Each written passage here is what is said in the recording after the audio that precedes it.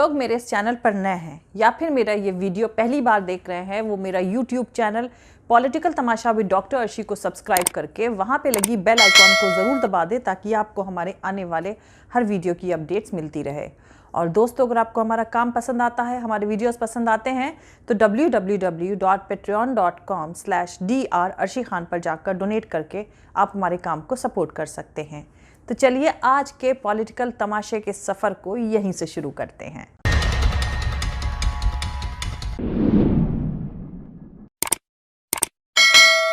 Violence यानी हिंसा हर हाल में न सिर्फ गलत है बल्कि किसी भी मकसद के तहत करे जा रहे प्रोटेस्ट को नाकाम करने का जरिया बनते हुए उस आंदोलन की कबरगाह साबित होती है।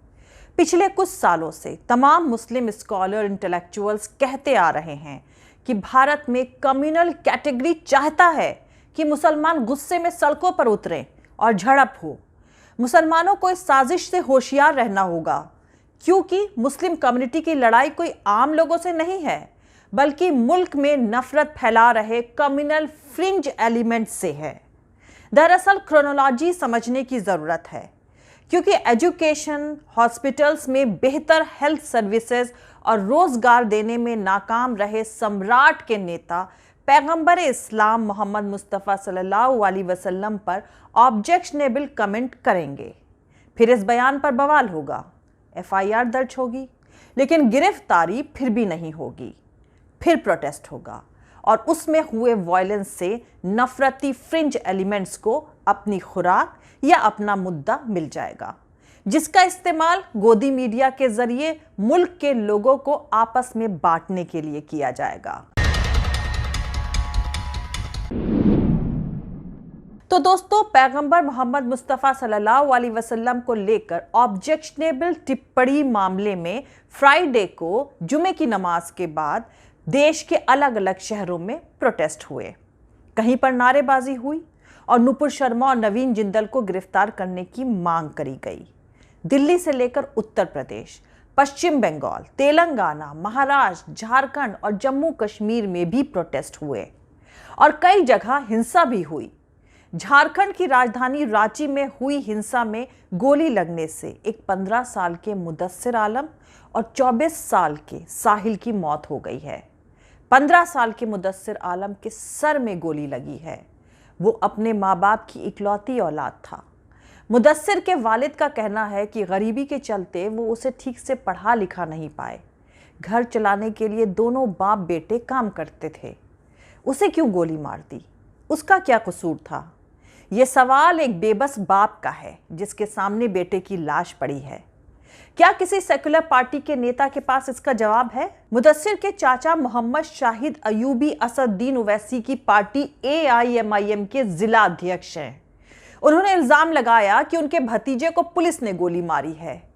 इसके लिए झारखंड सरकार और उसका एडमिनिस्ट्रेशन जिम्मेदार है।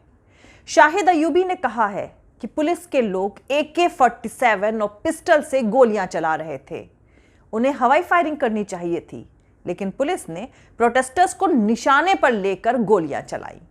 इसके कई वीडियोस भी वायरल हो रहे हैं। इनमें आप पुलिस वाले को सामने से गोलियां चलाते देख सकते हैं। मुदस्सिर या कोई भी प्रोटेस्ट करने वाले लोग ना तो आतंकवादी थे ना उग्रवादी, तो उन पर पुलिस वालों ने गोलियां क्यों चलाई? इसका किसने ऑर्डर दिया था? दरअसल देश के अंदर जहर फैला दिया गया है। हमारे नौकरशाह भी उसी मेंटालिटी के अधीन हो गए हैं और इसी वजह से ऐसी घटनाएं हो रही हैं। वैसे झारखंड के चीफ मिनिस्टर हेमंत सोरेन भी अभी तक बिल्कुल नाकारा ही साबित हुए हैं। पिछली रघुवर सरकार और मौजूदा सरकार में कोई खास फर्क नजर नहीं आ रहा है। पिछली सरकार में भी वायलेंस, आगजनी, मुसलमानों की लिंचिंग की वारदातें नहीं थम रही थी और इस सरकार में भी ऐसा ही हो रहा है। तो दोस्तों, यहां पर अब सवाल ये उठता है कि जब लीची की तस्वीर को शिवलिंग बताकर सोशल मीडिया पर पोस्ट करने वाले शख्स को जेल भेज दिया जाता है, तब नबी मोहम्मद मुस्तफ़ा सल्लल्लाहु अलैहि वसल्लम की शान में गुस्ताखी करने वाले फ्रिंज एलिमेंट्स की गिरफ्तारी क्यों नहीं हो रही है? जिन दो फ्रिंज एलिमेंट्स के चलते भारत को इंटरनेशनल लेवल पर शर्मिंदगी का सामना करना पड़ रहा है, वो दोनों फ्रिंज एलिमेंट्स अभी तक क्यों नहीं गिरफ्तार करे गए हैं? हां, उनकी गिरफ्तारी के लिए प्रोटेस्ट करने वाले सैकड़ों लोगों को जेल भेजा जा चुका है।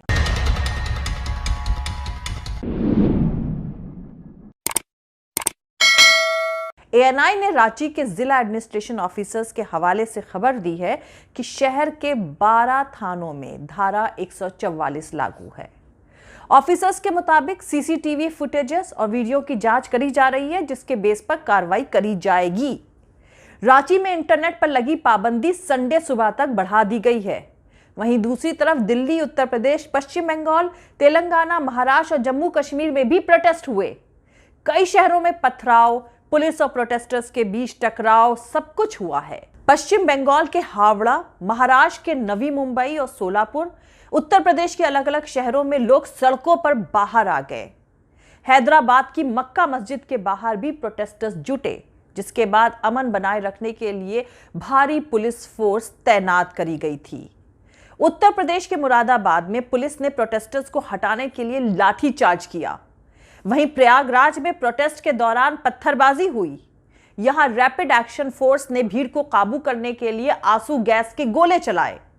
सहारनपुर में भी पुलिस और प्रोटेस्टर्स आपस में ही भिड़ गए। उत्तर प्रदेश के ADG law and order Prashant Kumar ने बताया है कि इस मामले में अब तक तकरीबन 230 लोगों को गिरफ्तार किया जा चुका है और हालात अभी काबू में हैं। दोषियों के खिलाफ गैंगस्टर एक्ट में कार्रवाई होगी और उनकी प्रॉपर्टी को भी जब्त करने की कार्रवाई होगी। कुल मिलाकर अगर कहा जाए तो सारी सख्त कार्रवाइयां होंगी, लेकिन जिन दो फ्रिंज एलिमेंट्स के जहरीले बयानों के चलते लोगों की जानें जा रही हैं, पूरी दुनिया में मुल्क की इमेज खराब हो रही है, उनकी गिरफ्तारी नहीं हो रही है। तो दोस्तों, यहां पर आपको बता दूं कि तमाम मुस्लिम मुल्कों की नाराजगी के बाद अब भारत के पड़ोसी मुल्क बांग्लादेश की सरकार भी बेहद दबाव में है।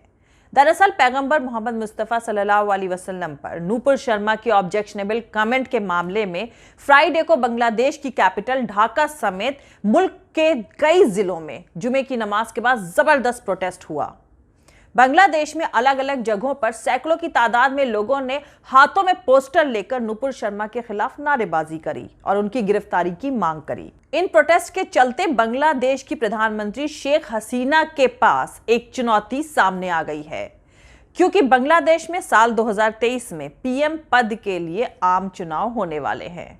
खबरों के मुताबिक अवामी लीग पार्टी के सोर्सेस का कहना है कि बांग्लादेश में बीजेपी के 2 नेताओं की बयानबाजी के खिलाफ हुए प्रोटेस्ट का असर शेख हसीना के आने वाले भारत दौरे पर पड़ सकता है। अवामी लीग के एक सीनियर नेता खांडकर गुलाम मौला नक्शबंदी ने बताया है कि वो बैतुल मुकर्रम में नमाज अदा करने गए थे, लेकिन वहां एग्रेसिव भीड़ उन पर टूट पड़ी और उन्हें अलग एक बाड़े में नमाज अदा करने के लिए मजबूर होना पड़ा। जानकारों का मानना है कि पैगंबर मोहम्मद मुस्तफ़ा सल्लल्लाहु अलैहि वसल्लम के खिलाफ कंट्रोवर्शियल टिप्पणी के मामले में साफ रुख अपनाने के लिए बांग्लादेश की पीएम शेख हसीना पर लगातार दबाव बढ़ रहा है। खांडकर गुलाम मौला ने कहा है कि मौजूदा वक्त में संसद में बजट सत्र चल रहा है और ऐसे में शेख हसीना अगर लोगों के नाम साफ पैगाम देती हैं तो इससे लोगों को कुछ तसल्ली तो जरूर होगी। तो आपको बता दूं कि भारत के फॉरेन मिनिस्टर एस जयशंकर ने इसी साल अप्रैल में ढाका का दौरा किया था और तभी जानकारी दी गई थी कि शेख हसीना जुलाई के महीने में भारत का दौरा करेंगी। हालांकि अब जैसे हालात हैं तो उसे देखते हुए ऐसा कहा जा रहा है कि बांग्लादेश की प्राइम मिनिस्टर शेख हसीना कुछ ऑल्टरनेटिव तरीका अपनाने पर मजबूर हो सकती हैं और अगर उनका भारत का ये दौरा कैंसिल होता है तो जाहिर सी बात है कि मौजूदा भारत सरकार को अपनी घरेलू सियासत के चलते फिर से इंटरनेशनल लेवल पर शर्मिंदा होना पड़ेगा।